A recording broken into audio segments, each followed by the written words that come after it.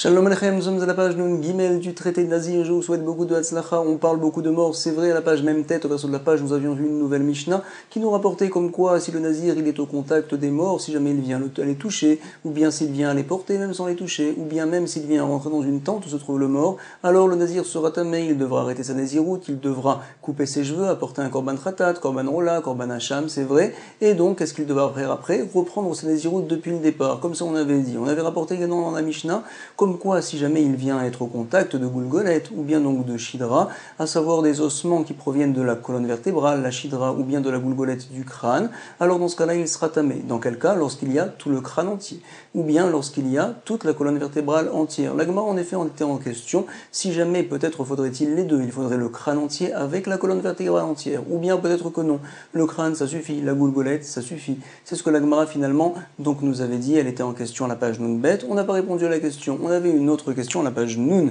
Bet, au verso de la page. Précisément, je vais vous dire, c'était à la 8e ligne, Baer Amebachama. Cette question-là également, pour l'instant, on n'a pas de réponse. C'est quoi? Peut-être va-t-on dire, tu sais, comme quoi, c'est vrai, lorsque l'on a Khatsikav des ossements, même qu'ils sont écrasés, c'est une mesure particulière assez importante, la moitié d'un cave, alors on dira que ça sera également tamé pour le nazir. Quel serait le din cette fois si j'ai la moitié, à savoir que j'ai un quart de cave, rova cave, mais c'est des ossements qui proviennent du crâne, ou bien qui proviennent de la colonne vertébrale, c'est des ossements très importants. Puisque ça provient d'endroits très importants chez l'homme, peut-être va-t-on dire comme quoi, oui, également ça sera tamé ou pas, on ne sait pas. La Gemara nous rapporte maintenant une preuve peut-être, il a été enseigné Tashma, viens écoute. Shammai Omer, nous sommes à la 3e ligne. Shammai, qu'est-ce qu'il vient de dire? Donc qu'est-ce que l'on voit? Que si jamais on a un ossement, on avait dit dans la braïta plus haut, si jamais c'est un ossement qui provient de la shidra, de la colonne vertébrale, ou bien qui provient du crâne, alors on dira comme quoi ça sera tamé. Et donc la Gemara a voulu nous déduire comme quoi finalement je n'ai pas le besoin d'avoir donc toute la colonne vertébrale ou tout le crâne selon Beth Shammai, même si j'ai qu'un seul os. Peut-être va-t-on dire pour Beth Hillel aussi également, j'ai pas le besoin d'avoir tout le crâne ou bien d'avoir tout la colonne vertébrale. Si j'ai ne serait-ce que un rova cave, un quart de cave, peut-être ça sera tamé, tout simplement. La Gemara va nous dire non, je n'ai pas de preuve. On peut très bien dire comme quoi Shain et Shammai, des Mahmir Tfe, tout simplement c'est différent. Shammai, tu sais, il est très Mahmir, peut-être selon Beth Hillel. Finalement, rova cave, ça ne serait pas suffisant pour être tamé. Il faudrait qu'il y ait tout le crâne ou toute la colonne vertébrale, ou bien peut-être même les deux, comme on avait dit au départ. La Gemara va nous dire, mais attends, je continue. Lifshot mina, peut-être pourrait-on déduire au contraire. Ta'ama des Shammai des Mahmir. Tu sais, Shammai, eux, ils sont Mahmir, mais Chachamim, eux, donc Beth Hillel, ils sont en général très mékil, donc contre Shammai, et donc peut-être vont-ils dire comme quoi non seulement qu'un os ça serait pas tamé, mais même un rovakav ça ne serait pas tamé, il faudrait qu'il y ait tout le crâne, toute la colonne vertébrale, ha les rabanan, addeika chatsikav me atsamot, donc peut-être qu'il faudrait tout le crâne, toute la colonne vertébrale, ou bien la mesure minimale qu'on avait rapportée dans la Mishnah, à savoir la moitié d'un cave, donc finalement pas le quart, ça ne marcherait pas. Chatsikav atsamot, point. Non, la Gemara nous dit on n'a pas de preuve d'ici. Pourquoi? On peut continuer à penser que selon Beth Hillel, en effet, on aurait besoin d'un quart d'un cave, tout simplement. Dilma atkan lopliké rabanan ale des Shammai, peut-être pourrait-on dire comme quoi. Voici que finalement, Chachamim sont cholek avec Shammai, que au sujet du fait qu'un os ça soit tamé. Beth Shammai pense que oui, alors Beth Hillel nous diront que non. Et là, Beth Samechat, par contre, un rova cave, donc sur cette mesure-là, peut-être, donc Beth Hillel diront que oui, ça sera tamé. Aval berova atsamot, afilu rabanan modou. Donc finalement, on n'a pas de réponse. La Gemara va nous rapporter tout de suite un autre enseignement. Amar Rabbi Eliezer, c'est un Tana encore. Qu'est-ce qu'il a dit? Il y a trois avis. Zekanim Arishonim, les premiers Zekanim, les premiers anciens, dans les époques lointaines, on va dire, donc proches des Nevi'im. Qu'est-ce qui se passait? Miksatan Ayumrim, Chatsikav Atsamod, Vechatsilog Dam. Certains disaient comme quoi au sujet des ossements, il faudrait donc un khatsi, la moitié d'un cave d'ossement, et il faut également la moitié d'un log de sang, ça fait environ 160 millilitres. Dans ce cas-là, on dira que ça rend tamé la colle, à savoir donc, si se trouve dans une maison la moitié d'un log de sang, ou bien donc la khatsi cave d'ossement de Hatsamot, si jamais je rentre de la trouma, elle est tamée. Si jamais je rentre des kodashim, des offrandes, des korbanot, ils sont tamés également. Si jamais le nazir vient à toucher, vient à porter, vient à rentrer dans la salle là-bas, alors il sera tamé, il perd sa Nezirut également. Également au sujet du Korban Pessah, si jamais je viens à rentrer dans cette salle-là, alors ça y est, je suis tamé, je ne peux plus apporter l'offrande, le Korban Pessah, je ne peux plus le manger également. Tout simplement, c'est ce que l'on dit ici, donc voici le premier avis, Zekenim Arishonim, donc Mitzatan Ayomrim, certains disaient comme quoi, il faut Chatzikavat Samod Vechatzi Logdam, la colle pour dire que c'est tamé à tous ces sujets-là que l'on vient de rapporter. Si jamais par contre on a la moitié de ces mesures-là, Rovat Samod Vereveit Dam, un quart de cave des ossements, ou bien un Revit, un quart de log justement de sang. Alors, l'eau, la colle, on ne dira pas que c'est tamé ni au sujet des Kodashim, ni au sujet de la Trouma, ni au sujet du Korban Pessah, ni au sujet du Nazir. Point. Maintenant, il y avait d'autres Zekenim qui disaient autre chose. Au Mitzatan, Ayomrim, non, tu sais, Av Rova Tzamot, Vereviid Dam, la colle. Même si on a ces mesures-là de Rova Tzamot et de Reviid Dam, on dira que c'est tamé aussi bien au sujet de Trouma, de Kodashim, au sujet du Korban Pessah, au sujet du Nazir. Point. Il y a un Beddin qui est venu après, et donc qui a donné une mesure au milieu, quoi. Beddin, chez les Acharem, Amrou, qu'est-ce qu'ils ont dit le Beddin qui venait après? Alors ils ont dit Chatzikavat Samod Vechatzi Logdam, la colle. Finalement, si jamais j'ai la moitié d'un cave d'ossement et la moitié d'un log de sang, alors je dis bien sûr que ça rend tamé au sujet de la Trouma, donc des Kodashim, également du Korban Pessah, également au sujet du Nazir, c'est vrai. Maintenant, si j'ai la moitié, Rovat Samod Vereviid Dam, alors on dirait que c'est tamé au sujet de la Trouma et des Kodashim uniquement. La Trouma ve les Kodashim aval, l'eau la Nazir ve ose Pessah. Par contre, pas au sujet du Nazir et au sujet du Korban Pessah. Point. En tout cas, on a le troisième Beddin ici, qui lui est venu donc couper la poire en deux, on va dire, et en général, quand on a un Beddin qui vient après, on ne va pas comme lui. Pourquoi? Parce que ce sont les élèves des anciens, et nous, on va pas fixer la halakha comme les élèves, on va tenir la halakha comme le premier Beddin qui avait parlé. La Gemara a maintenant une question, c'est qu'on voit en effet dans le traité Ohalot, c'est pas marqué ici, mais en tout cas, on le voit là-bas de manière claire, c'est ça la question, comme quoi, finalement, on tient, oui, la halakha comme le dernier Beddin, on dit qu'il y a une différence, en effet, entre Trouma avec Kodashim, ça sera tamé, et Korban Pessah et Nazir, ça sera pas tamé. On dira que le Korban Pessah, il pourra l'apporter. On dira également que le Nazir n'est pas obligé de se couper les cheveux. Et donc, c'est ce que la Gemara nous demande ici, j'ai un problème. Migde en harat shlishit marat. En général, donc la hara, la décision, donc la troisième décision qui vient couper la poire en deux, en général, on va pas d'après cela. Donc, alors pourquoi ici, oui, on va d'après cela? Réponse à Rabbi Yaakov Baridi, mipi chez moi, ou cette chose-là, donc, elle a été reçue, mipi chez moi depuis longtemps, tout simplement. Ils sont allés chercher et ils ont vérifié comme quoi cette chose-là, comme ça, ils l'avaient reçue au départ. C'est qui l'avait dit? Ces trois grands Nevi'im, c'est Chagi, Zecharia, Vemal Achi, tout simplement, mipi Chagi, Zecharia, Vemal Achi. C'est la raison pour laquelle on tient comme ça la halakha. Nous sommes donc aux 2 points, 4 lignes avant la fin, et on continue. On avait dit dans la Mishnah, voici les choses sur lesquelles le Nazir va être tamé, il va devoir couper ses cheveux. Alléluia Nazir Megaléar, ça a été dit 2 fois. Pourquoi on rapporte Alléluia Nazir Megaléar 2 fois dans la Mishnah? À chaque fois, c'est en plus, on me l'aurait dit une seule fois, ça suffirait. Allélu Dereisha, les Malouté et Tsem Keseora.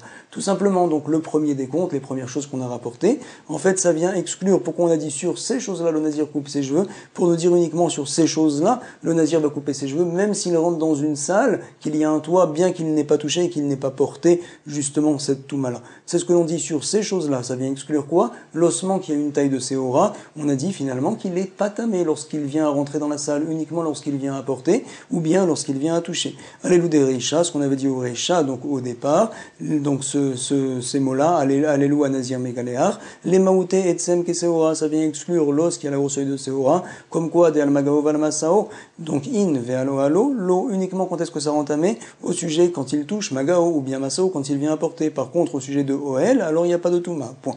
Ve'alelu des Seifa, pourquoi il a rapporté encore ces mots-là à la fin? Allélu, à ce sujet-là, le Nazir se coupe les cheveux quand on parlait de Etsem Keseora. Ça vient nous dire quoi? Les Maouté, Even a Sechuchit, comme quoi c'est vrai, lorsque le Seora, c'est-à-dire que l'os qui a une grosseur de Seora, je viens le toucher, ou bien je viens le porter même sans le toucher, je suis tamé, le Nazir doit couper ses cheveux, c'est vrai.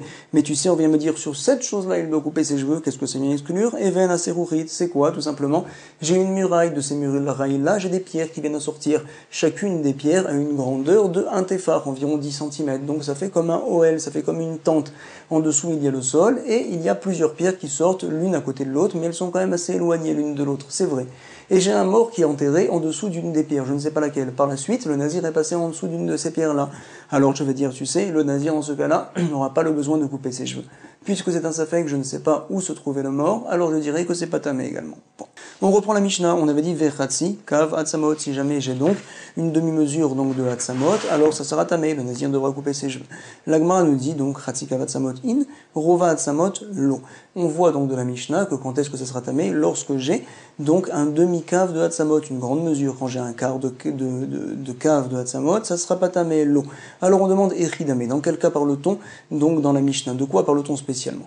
Il est mad deidbeu Hatzamot keseora. Si jamais on dit comme quoi, parmi cette mesure-là, donc de rova cave que c'est pas tamé, il y a des ossements qui sont gros comme seora en effet. Eh ben normalement ça devrait être tamé, typokle mishumetzem kaseora. Quoi qu'il arrive, on a les ossements qui sont gros comme seora, ça devrait être tamé. Finalement, on ne comprend pas ici. C'est ce que va nous dire tout de suite le premier Tosfot, on va le lire ensemble. Il nous rapporte donc Tsarich je ne comprends pas. Maïka Parir, quelle est la question de la Gemara? Ha le Inyan Oel, Aerinan. Ici dans la Mishnah au départ, on parle de la Tumat Oel et on sait comme quoi Etsem Kaseora, ça ne rend pas de Tumat Oel, c'est uniquement la Tumat Maga et la Tumat Massa, pas de Tumat Oel, c'est ce qu'il nous dit ici.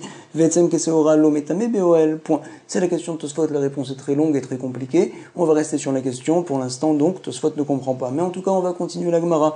Donc finalement, la Gemara nous dit, mais attends, si jamais on a Hatzamot Keseora, alors ça suffirait, même si j'aurais un Rovakav, ça devrait être Tami. Pourquoi finalement on nous demande un Revi, un Chatzikav? Je ne comprends pas.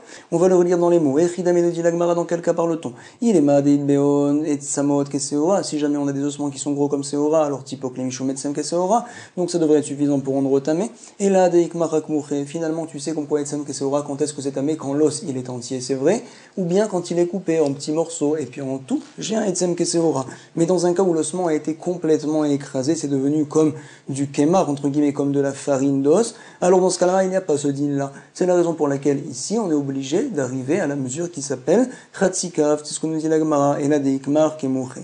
On avait dit également dans la Mishnah, allez vers Minarmet, si jamais on a un ossement donc de la personne qui est morte et que cet ossement-là il y a également des guidim, donc il y a également des tendons, il y a aussi donc du bassar, il y a de la chair, alors on dira comme quoi ça va être tamé, c'est vrai. Et on dit, tu sais, karaoui, il faut qu'il y ait assez de chair et assez d'ossement pour que si jamais la personne était encore vivante et que l'os était proche, donc était collé au corps, alors finalement ça aurait pu cicatriser.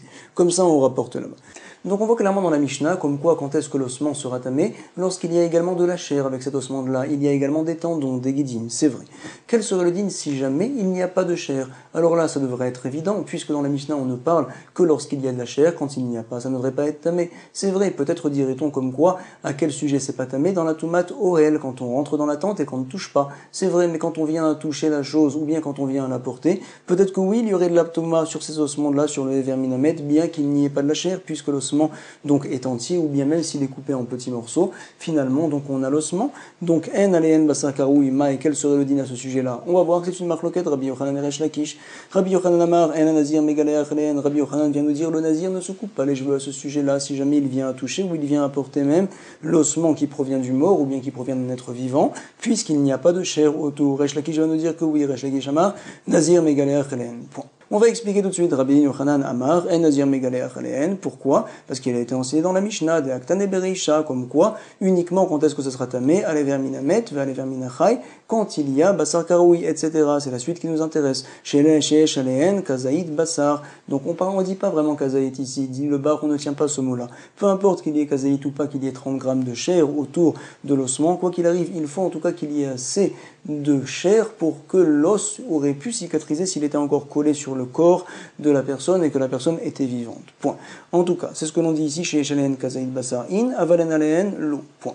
Rabbi Shimon ben Lakish, il nous dit non. Omer Megaléar. Pourquoi Mideloktane Beseifa? Quelle est la raison pour laquelle je te dis que oui, il y a de la Touma au sujet du fait que lorsque je le touche ou bien quand je viens le porter, ça sera tamé? Tu sais pourquoi? Parce qu'on a une autre Mishnah qui se trouve à la page Nundalet, au recto de la page. C'est à 5 lignes avant la fin. Et là-bas, on expliquera certaines choses, donc, où il n'y a pas de Touma. Alors, du fait que ça n'est pas enseigné là-bas lorsqu'il y a un ossement sans chair, que c'est pas tamé, ça voudrait dire comme quoi, même quand il n'a pas de chair, il est oui un petit peu tamé. Il y a assez de Touma pour que l'on ait Toumat Maga et Toumat Massa. C'est ce que vient nous dire tout de suite Resh Lakish. On va le lire ensemble. Vient nous dire Resh Lakish. Rabbi Shimon ben Lakish Omer Megaleav Mideloktane Beseifa, puisque ça n'est pas été enseigné dans l'autre Mishnah à la page Nundalet. Point.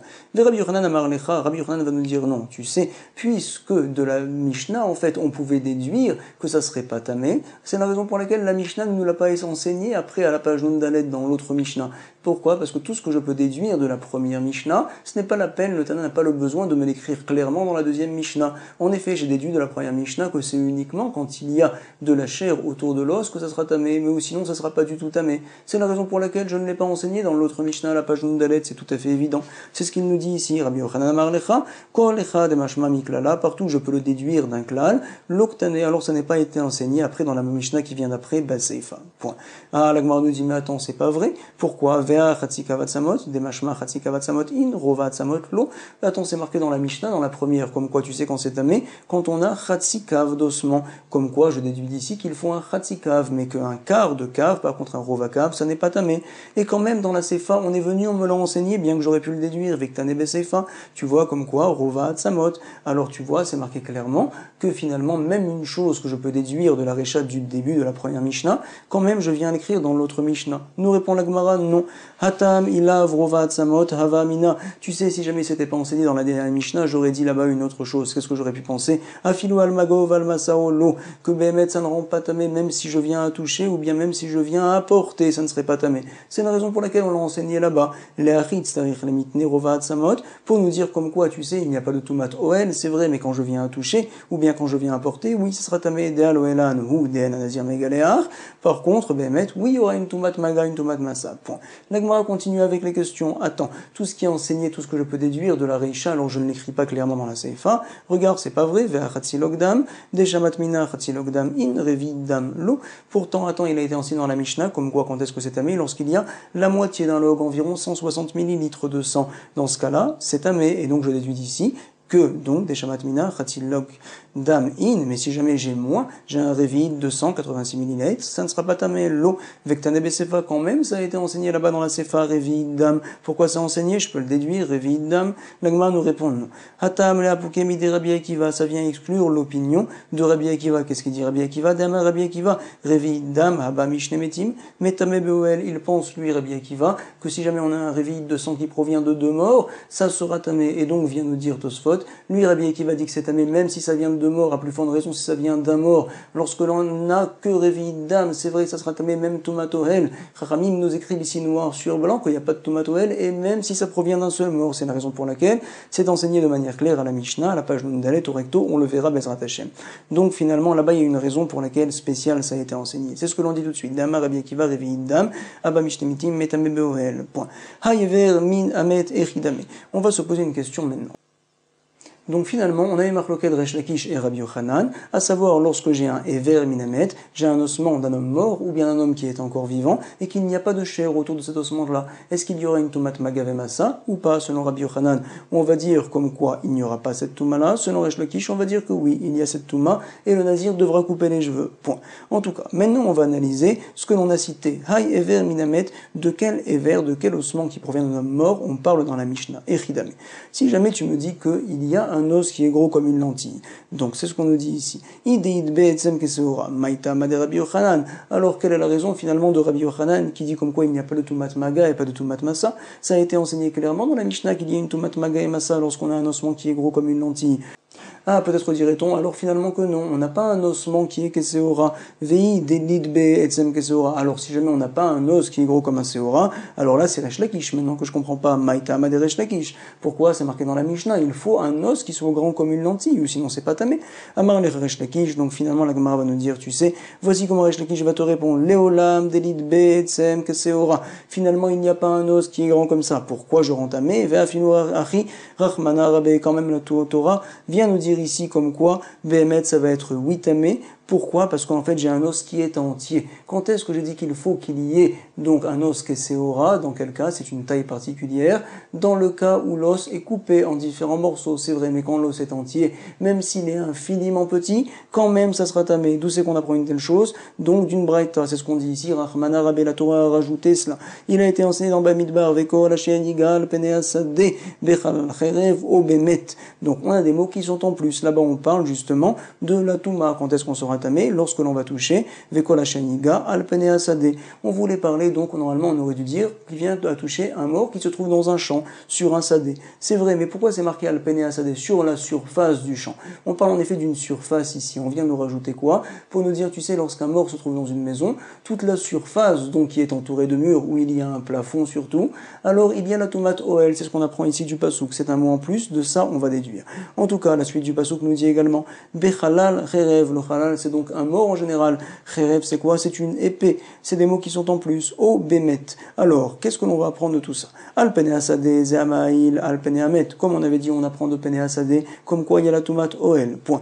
Bechalal, qu'est-ce que c'est à nous apprendre? Zever Minachai. C'est donc un ossement qui provient d'un être vivant. C'est ce que l'on dit ici, halal. Ça veut dire c'est un os qui a été mitralel, qui a été retiré d'une personne vivante. Veyeshlo le halot aruka. Attention dans quel cas, comme on a dit dans la Mishnah, lorsque cet os-là est entouré de guidim, de tendons et également de chair, assez pour que l'os, s'il était collé au corps encore, il puisse cicatriser. Point. En tout cas, on nous rapporte, il y a le mot en plus, Cherev, l'épée. Qu'est-ce que ça veut dire? Ça vient nous apprendre comme quoi, de la même manière que finalement le mort est ce qu'on appelle avi avotatuma, il a une grande touma, également toute épée qui a été au contact du mort, elle devient avi avotatuma comme le mort. Qu'est-ce que ça va faire si jamais je rentre dans une salle où il y a une épée qui a été au contact du mort une fois? Alors c'est comme s'il y avait un mort dans la salle, je serais donc avatuma. C'est le din qu'on apprend ici, Cherev. Cherev, ça veut dire une épée.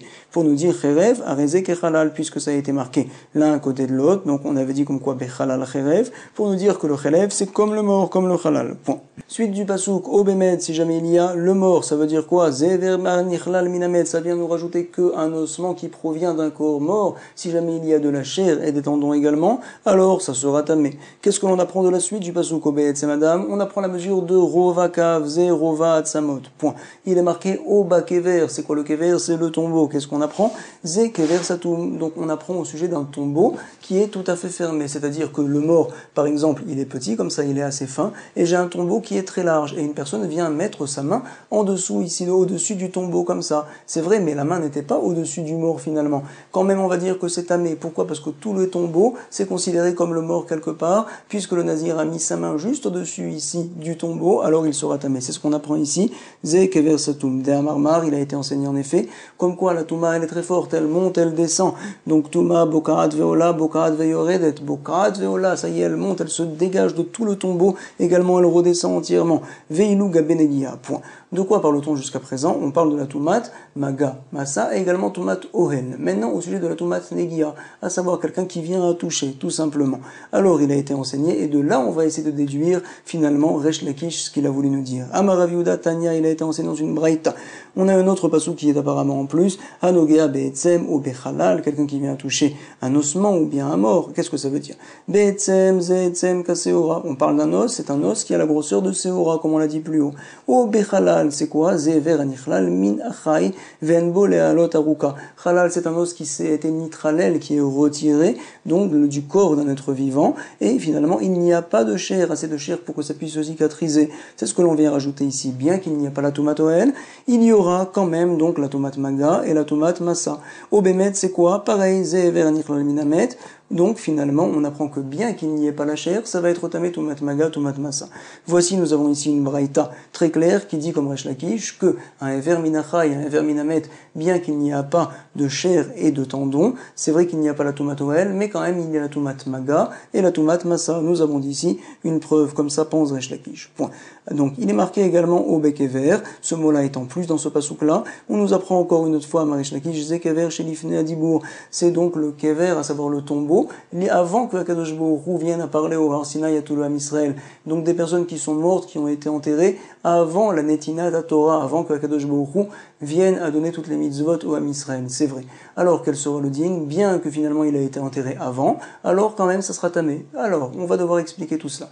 Tout d'abord on doit savoir comme quoi donc Touma chez les Goïm, si jamais un Goï, les peuples des nations ont été enterrés, est-ce qu'il y a une Touma ou pas? Alors c'est une marloquette. Haramim pense que oui, il y a une Toumat Maga, Toumat Massa, Toumat Tumat Oel. Rabbi Shimon pense que non, Tumat Maga, Tumat Masa, oui, mais Tumat Oel, il n'y a pas de Tumat Oel. Si jamais je suis au-dessus donc d'un goy, alors je ne le touche pas, je ne le porte pas, je ne suis pas tamé, comme ça pense Rabbi Shimon. C'est vrai, c'est au sujet des goïms. Peut-être j'aurais pu penser en tout cas, comme quoi tu sais quand est-ce qu'il y a la Tumat Maga et la Tumat Masa, selon tout le monde, bien sûr, selon Chachamim et Rabbi Shimon, tout le monde est d'accord au sujet de Tumat Maga, Tumat Masa, c'est uniquement des morts donc qui sont partis de ce monde-là après que la Torah ait été donnée. Elle a dit la Torah à ce moment-là, il y a de la Touma. Par contre, avant, ceux qui étaient enterrés avant que la Torah soit donnée, peut-être qu'il n'y aurait pas de Touma. D'ici, on apprend du mot Kever qui est en plus, comme quoi même un Kever chez l'Ifné Hadibour avant le don de la Torah, quand même, ça sera tamé. Zé Kever chez l'Ifné Hadibour. Point. En tout cas, Chazak Baruch, Bezrat Hashem, on se retrouvera à la page Nun Dalet, Marbe Torah, Marbe Chaim, beaucoup de Hatzlacha, on parle beaucoup des morts, c'est vrai, mais en tout cas, ça nous donne la vie de pouvoir étudier Kol Touf, Shalom Shalom, Be'Hatzlacha.